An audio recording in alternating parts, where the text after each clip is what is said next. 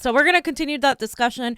But real quick, Elizabeth Warren is another one that has made the news. Tulsi Gabbard for good reasons. Elizabeth Warren, however, because she is having this sort of love affair with the Obama-esque, the Obama administration. She tweeted this morning, "I'm grateful to have a support of these Obama campaign alumni and my fellow Obama administration alumni. Their work changed what we know is possible in our politics. Together we can win in 2020 and build a government that works for everyone." So first of all, the fact that she has this, she's bringing in neoliberalism again as to using neoliberalism to defeat whatever's happening now with Trump is ridiculous. Neoliberalism is what got us here in the first place, right? Mm-hmm. And so how dare you go and try to pretend that we're going to work with the same system that is literally causing all of our problems? It doesn't make any sense, Elizabeth. If you call yourself a progressive, how are you able to say that? And further, Obama was the biggest disappointment for many of us. Yeah. I voted for him, and he was a huge disappointment because we counted on him. We counted on him, we trusted him, and never again. So let me just kind of point out, Elizabeth Warren has been talking and endorsed by several Obama alumni, about 200 of them.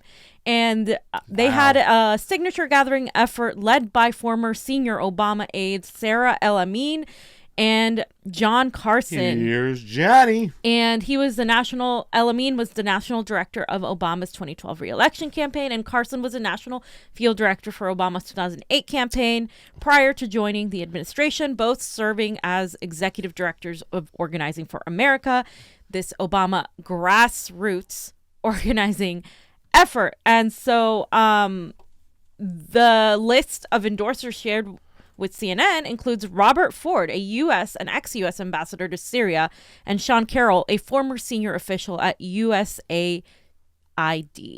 So just so you guys know, some of these actual strategists and Obama alumni have also worked with the CIA, and these are the people that, that would be likely to support someone like Warren or someone like Pete Buttigieg, for instance. Maybe someone like Joe Biden. Well, most of them Joe Biden. But you're not going to find them anywhere near somebody like Bernie Sanders. You're not going to find them near somebody like Tulsi Gabbard. Yeah. You're not going to find them, even near someone like Andrew Yang.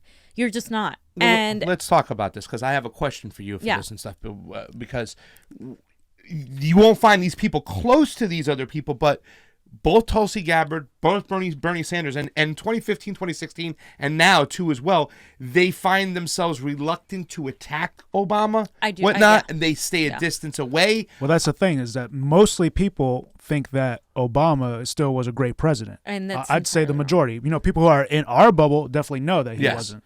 But that's the conflict. Do we? Here's the thing, and that's a big Jimmy Dore thing. If we go out and ask a bunch of people on the street, they're going to be like, "Oh yeah, Obama was a great president." Yeah, but that's the thing he talks about. We have to face our past. We have to turn around and say that this was not okay. And a lot of people have that mentality. This is not okay. But every single time you try to push against that machine, you can have people pushing back against you. Even myself, I was told, like, hey, man, you just seem like another white guy attacking Obama, when my criticisms of Obama are totally different than the majority of those people who are of that nature. Yeah. So at what point do we push back? A lot of people get upset when Tulsi doesn't go after Obama, when Bernie might not go after Obama, but yet they still kind of like placate, or they're walking on eggshells when it's time to go after him, especially a moment like this. Well, as long as they're not doing what Elizabeth Warren's doing right now, which is, praising the Obama alumni. Yeah. Well, yeah, she's praising them to a way that, none of the other two have praised. But let's be very clear. The system is owned by the corporate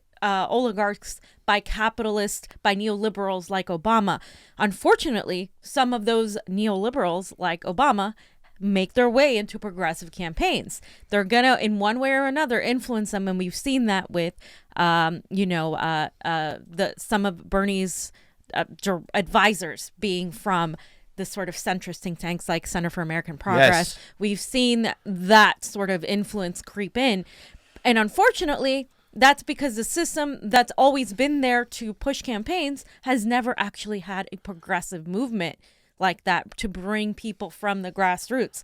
And that has to change. And we have to be the ones to push for that change. Yeah. But sometimes I think the reason why it is slipping in is because we were reluctant to go after and attack Obama on those policies for fear of getting attacked for other reasons. Right. And that's why I think it's still open and whatnot. The fact that we don't criticize, it allows us to let our guard down and let these people infiltrate even more. And that's a serious problem. That's why we have to deal with the demons of the past when it comes to Barack Obama. This is not okay. This is more telling of what and who Elizabeth Warren is, and that's establishment friendly, and she shouldn't be thought about as a progressive in any way, shape, or form. No, I mean, at this point, there's no justification with calling her a progressive.